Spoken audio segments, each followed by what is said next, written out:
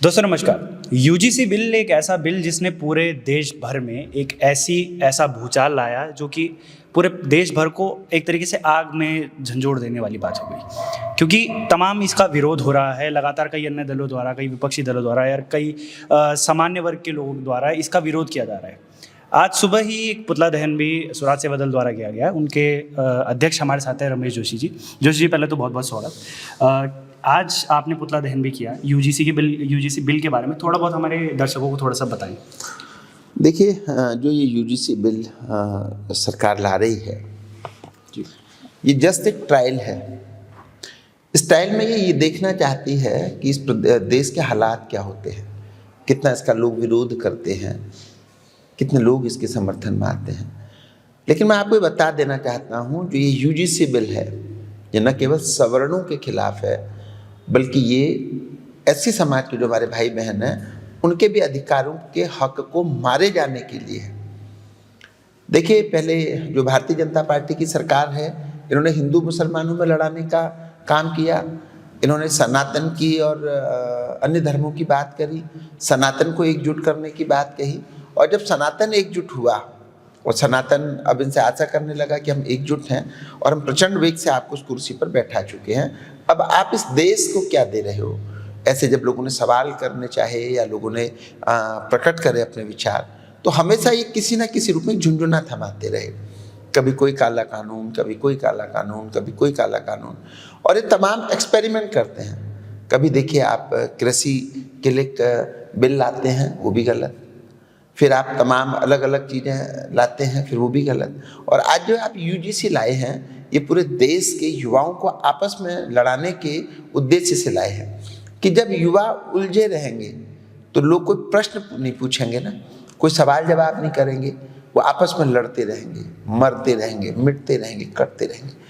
अभी देखिए, ये जो यूजीसी कानून लाए हैं, आप डॉक्टर बाबा साहेब अम्बेडकर जी ने जो संविधान बनाया है, उस संविधान में कहाँ कमी थी।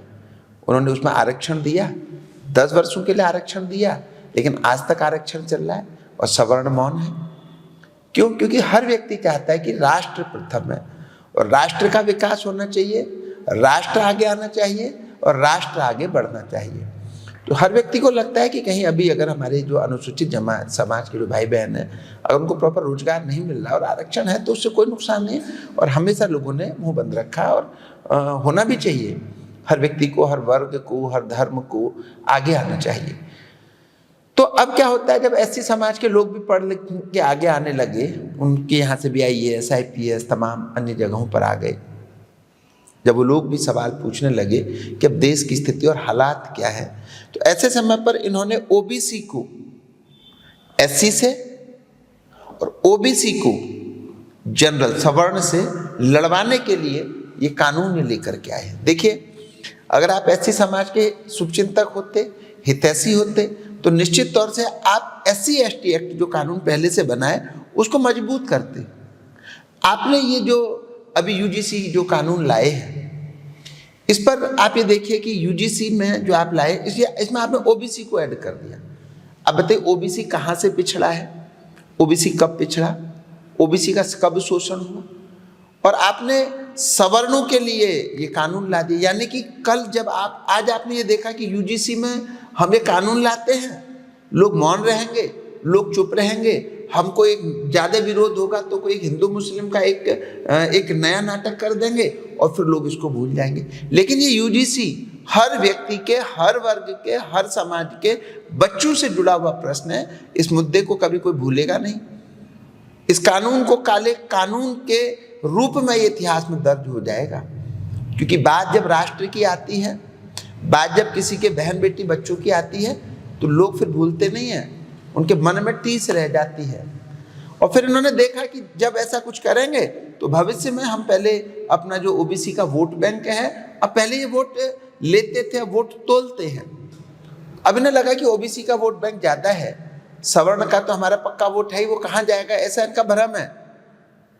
सवर्ण और जब अनुसूचित जाति के लोग मिलते हैं, तो बहन जी मायावती को प्रचंड वेग से उत्तर प्रदेश की सत्ता सौंप दी थी। उत्तर प्रदेश की बहन जी मायावती मुख्यमंत्री बनी थी, उसमें भी सवर्ण और एससी समाज के लोग एकजुट हुए थे। अच्छा जोशी जी, इसी से संबंधित मेरा एक सवाल आता है कि आप इस बिल को लाने के बाद जो केंद्र में बैठी सरकार है वो ये कहती है कि हम समानता का अधिकार दे रहे हैं, हम सभी वर्गों को समानता दे रहे हैं, इस वजह से हम ये बिल लेकर आए हैं। तो इससे जो जिनको दिक्कत है वो सभी विपक्षी हो जाते हैं या फिर कई अन्य तरीकों की बातें वो करते हैं। तो इस पर आप क्या कुछ कहेंगे? देखिए, आप पैसे के दल से मीडिया को मैनेज कर सकते हैं, आप पैसे के दल से अपने चेहरे पर लीपापोती कर सकते हैं, लेकिन आप हर व्यक्ति के अंदर की आवाज़ को नहीं दबा सकते। देखिए, अंग्रेज नहीं दबा पाए हमारी आवाज़, तो इनकी हैसियत ही दबा सकते हैं आवाज़। ये हमको जेल भेज सकते हैं, ये हमें मरवा सकते हैं, ये हमारे एनकाउंटर करवा सकते हैं। लेकिन याद रखिए, जब राष्ट्र के लिए, देश के लिए कोई मरता है ना, तो वो बलिदान देता है। और जब कोई बलिदान देता है तो वही फिर शहीद भगत सिंह बनता है, वही चंद्रशेखर आज़ाद बनता है, और वही उसी का नाम इतिहास के पन्नों पर दर्ज होता है। तो हम बलिदान देने के लिए आ चुके हैं, हमें कोई खोने और पाने की कोई चिंता नहीं है। लेकिन तमाम जो लोग आज वो अधिकारी, भ्रष्ट अधिकारी या भ्रष्ट नेता जो यूजीसी को जानते हुए भी कि ये गलत है, उस पर मौन रहेंगे, तो निश्चित तौर से एक बड़ा आंदोलन होगा और यूजीसी तो बिल्कुल लागू नहीं होने देंगे। अच्छा, कल मैं देख रहा था कि अभी कुछ समय पहले सिर्फ इसी बात पे नहीं, रिजर्वेशन को लेकर भी इसी तरीके की बात छिड़ी थी कि आपने जगह जगह रिजर्वेशन दे दिए, जगह जगह आप जैसे सरकारी एग्जाम होते हैं उनमें आपने रिजर्वेशन दे दी। तो उस पर क्या कुछ आप कहेंगे? देखिए, रिजर्वेशन पर अभी हम बोलेंगे नहीं, क्योंकि ये वक्त किसी रिजर्वेशन पर, ये वक्त किसी धर्म पर, ये वक्त किसी अन्य मुद्दे पर बोलने का नहीं है। इस समय यूजीसी से हम भटकेंगे नहीं, और मैं पूरे देश के हर वर्ग के लोगों से, सवर्णों से और एससी समाज के अपने भाई बहनों से कहता हूं कि आज इन्होंने ओबीसी को इसमें लाए हैं, अभी यूजीसी में ओबीसी को लाए हैं, कल ये हर जगह ओबीसी को लाएंगे, तो जो एससी समाज के लोगों का हक है उस पर भी ये डाका डाल देंगे।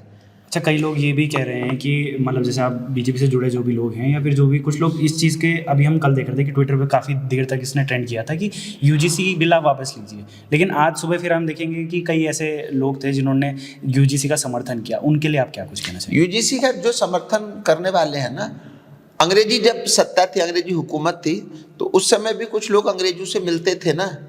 उस समय भी जब देश गुलामी में लोग शहीद हो रहे थे, उस समय भी कुछ लोग अंग्रेजों के साथ बैठ के हमें मरवाने का काम करते थे। ये वही लोग हैं जो अंग्रेजों के अधीन हैं, जिन्हें अंग्रेजों के गुलामी रहने की आदत पसंद है, और ये वही गुलाम बन के रहना चाहते, वो रहें।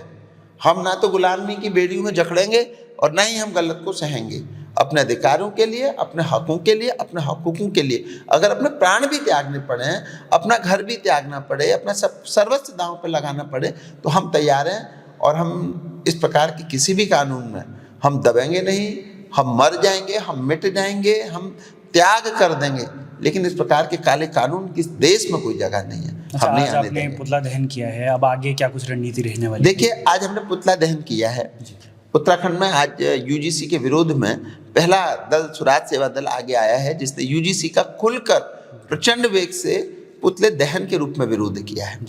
आगे हम हर घर घर, मोहल्ले मोहल्ले, गली गली, हर नेता अधिकारी के यहाँ जाएंगे और यूजीसी के बारे में पूछेंगे, अपने सवाल जवाब करेंगे, और जो यूजीसी के समर्थन में होंगे उनसे भी हम जनता को बताएंगे, और जो यूजीसी के विरोध में होंगे उनका तो धन्यवाद है, ये उनको साथ लेके आगे बढ़ेंगे। अच्छा, यूजीसी आप चाह रहे हैं कि यूजीसी एक तरीके से वापस ले लिया जाए? बिल्कुल ले लिया जाए, खुल के ले लिया जाए। चाह नहीं रहे हैं, करेंगे। अच्छा। उसके लिए प्राण त्यागने पड़े, प्राण त्यागेंगे, लेकिन यूजीसी को वापस करेंगे। चलिए, बहुत बहुत धन्यवाद जोशी जी। इसी तरीके से यूजीसी का तमाम विरोध हर जगह हो रहा है। स्वराज सेवा दल आज पहला दल बना है जिसने यूजीसी का विरोध उत्तराखंड के अंदर किया है। तो अब देखते हैं आगे क्या कुछ होता है, कितने दल इस चीज़ के समर्थन में आते हैं, कितने लोग यूजीसी के खिलाफ बोलते हैं। तब तक के लिए बने रहिएगा विजय पथ न्यूज़ के साथ। बहुत बहुत धन्यवाद।